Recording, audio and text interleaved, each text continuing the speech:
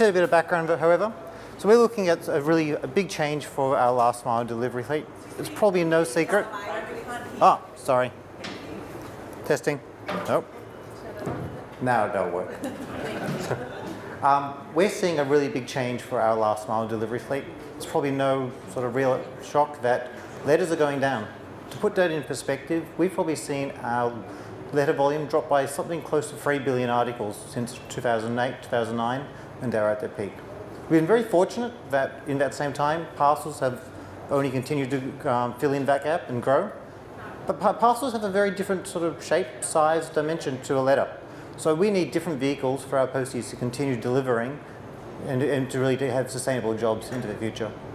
The other big thing we're looking at to get out of electric delivery vehicles is safety. Motorcycles don't give our people much protection. Electric vehicles, like we'll see in the presentation just coming up, they provide our people a lot of additional safety benefits, which is really, really important to us.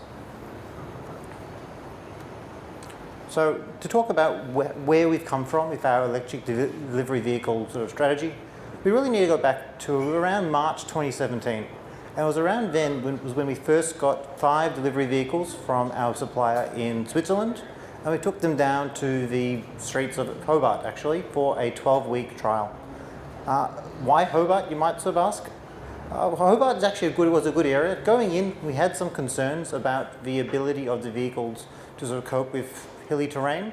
And if you've been to Hobart, there are quite a couple of big hills around there. So I thought it would be a good, interesting, challenging area for it. So what were we looking to get out of Hobart?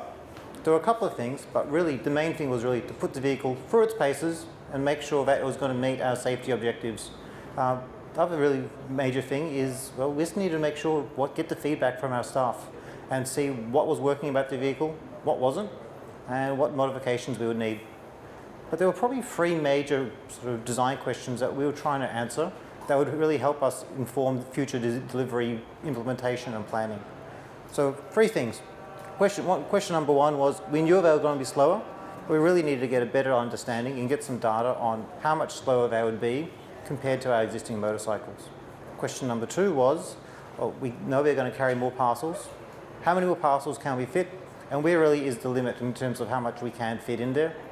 Probably question number 3 was, we knew there were going to be areas where we could not take the delivery vehicle. A motorcycle is a pretty agile vehicle, and we knew the EDV would not be able to go everywhere, but we needed to get some better understanding of what those areas look like, and also what we could do in those instances to work around that.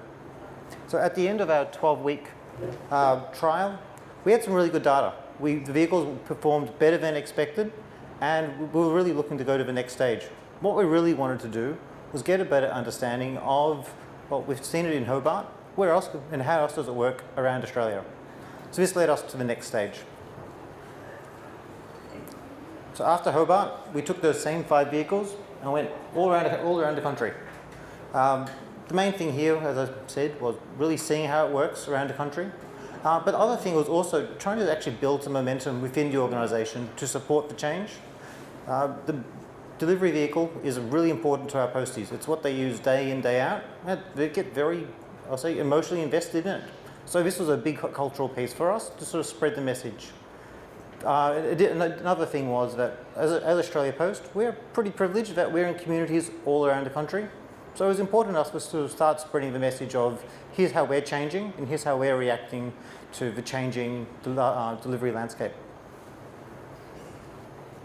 I should just say, this was a 8-week trial, so extended. And after this, after good positive results, we were ready for the next stage. And the next stage for us was, well, how do we actually make this work for us in a network context? So this brings us to Newcastle. Newcastle was where we really sort of started putting everything all together and seeing how it would actually really more or less tick. So we actually bought 100 of our electric delivery vehicles and put them on the road and really wanted to see what do we need to do to embed it into our day-to-day delivery operations. So there's lots of local stakeholder consultation, working with our staff, setting up all the systems and processes that we would need, not just to make it work, but also I should say to deal with all the unexpected circumstances.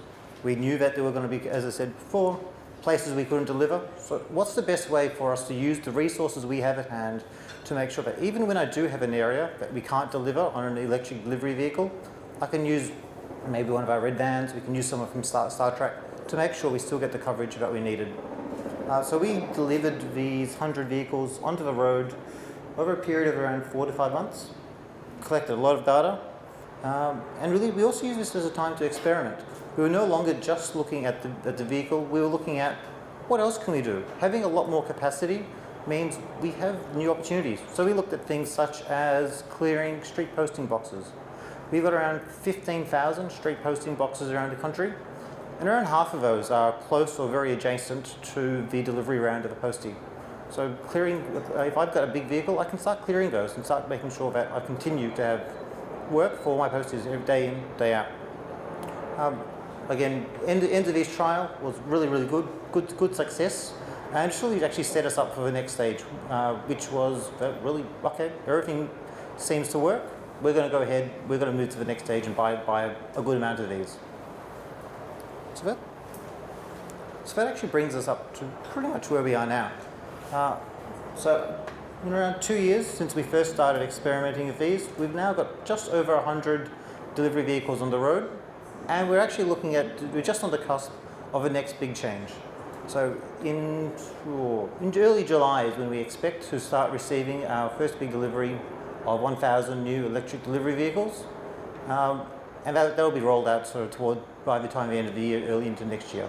So you'll start seeing these on roads in much more frequency pretty soon. And we're only really in the beginning of our transformation. We expect that by sort of the end of FY21, we want to have around 4,000 of these on the road. But it doesn't have to necessarily be the same vehicle.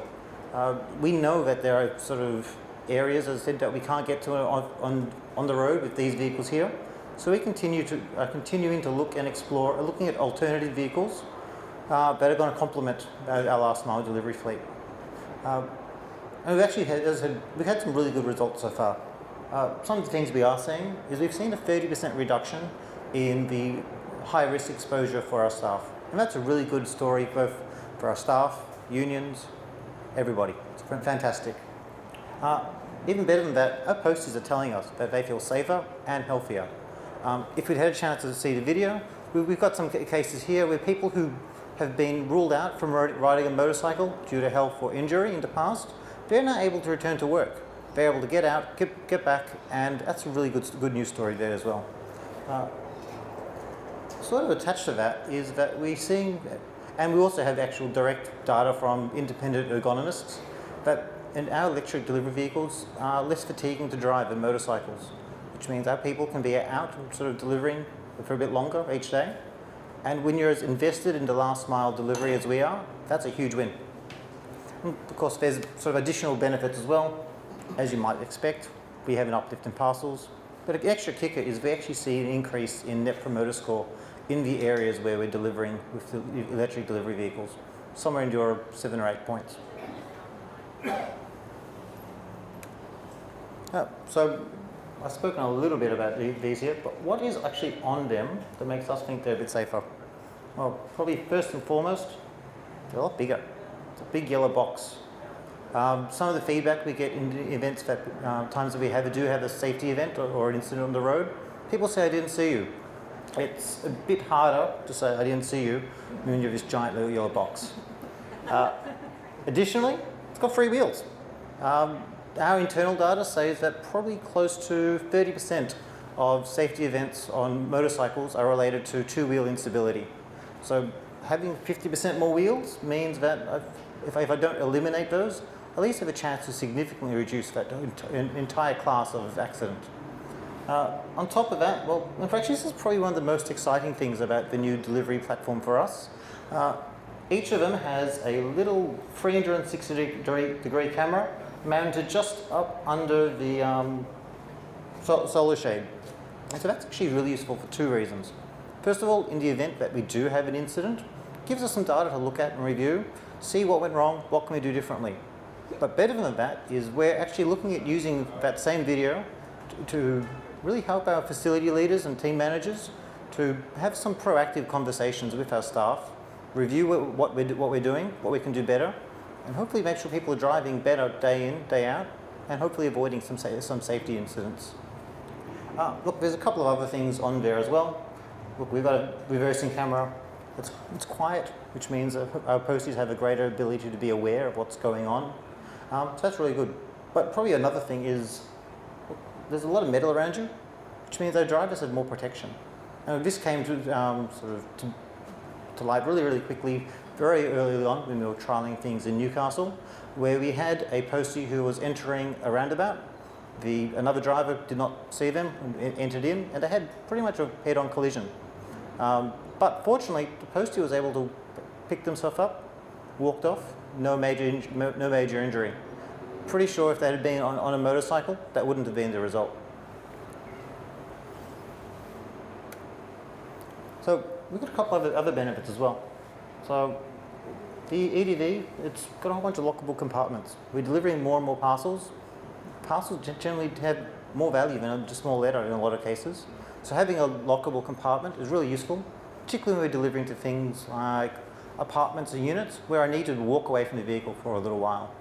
On top of that, well, it's got automatic braking, which means our posties can more or less drive right up to a delivery point, step off if they need to, put the letter or parcel into your letterbox, and step back on.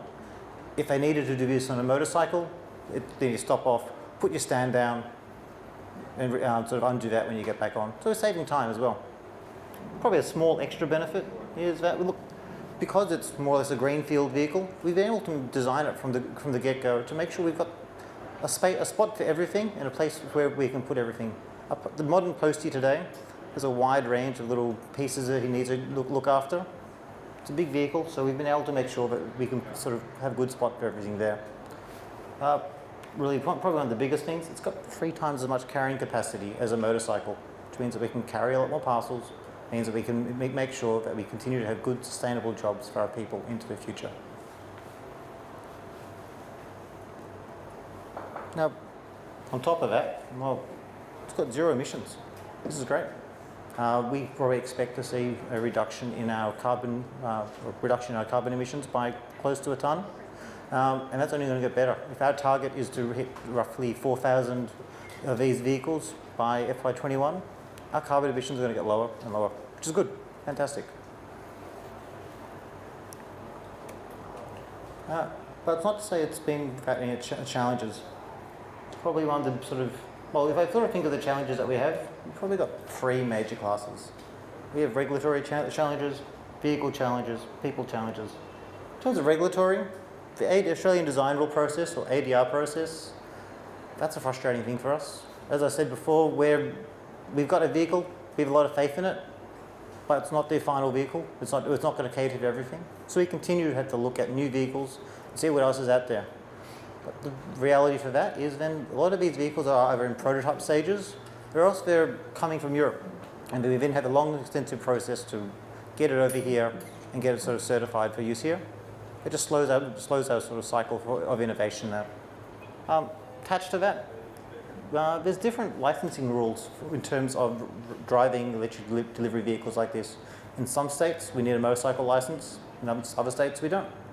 Our perfect aim would be no motorcycle licenses, because that opens up the talent pool for us. It's getting harder and harder to hire and find people who have a motorcycle license that want to come and deliver every day.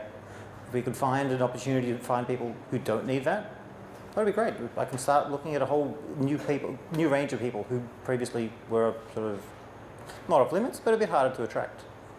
In terms of the vehicle, well, look, battery power in the beginning was a bit of concern. Actually, during our trials in Hobart, we ran into a couple of instances where our posties just barely made it back, not a lot of extra battery power there. But as we're following on from that, as we've sort of continued to refine the vehicle, we've boosted the battery power by 20%, and since doing that, we haven't had any major concerns about the battery. To put our sort of battery requirements in perspective, the average postie probably leaves at, let's say 8:30 in the morning. He'll be delivering until around 2:30, maybe 3:30 in the afternoon, and then he's done for the day. We don't need, after that, we take it back, charge it and it'll be used the next day. So our battery requirements aren't that extensive. I don't need to get really high utilization, but what I do need is I need it to be reliable. Terrain is a big issue for us. The bike, as I said a couple of times, can't go everywhere a motorcycle can go, which means when we want to put one of these on the road, we need to do a lot of work and assessment to see how's it going to work, how can it fit in, whatever workarounds I need to put in to make sure I can sort of continue to deliver. That takes time, takes a lot of effort, and it's very difficult. And sort of attached to that is the speed limitations. The vehicles that we're putting on the road, they have a max speed around 45 kilometres. And when people are on the road delivering, stopping by your house at 1, 2, 3, that's fine. We're only travelling at maximum 10 kilometres anyway. But I still need to get around, I still need to get home. And in times of that, we need our people to be in traffic, and there aren't that many sort of 45k roads. A lot of roads are 60k's, and that puts some of our drivers can sometimes be a bit anxious, and it also creates frustration for other people on the road.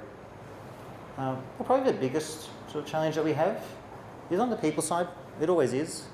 An EDV, as we have it, requires very different sort of skills, techniques to drive than a motorcycle. And that's an issue for some of our people, because some of our people have been driving their motorcycle for 10, 20, 30 years. And over that time, some of them built up some, we'll say habits, shortcuts, bad habits. You can get away with a lot more on a motorcycle, which you can't necessarily get away with on a freewheeler electric delivery vehicle. And so that makes some people a bit more reluctant to sort of jump onto it because it's going to slow them up. But from our perspective, that's actually a good thing in some cases. When people are taking these shortcuts, they're putting themselves at risk. This is a way of actually putting them back in charge, but also making sure that they're actually following appropriate, safe behaviour.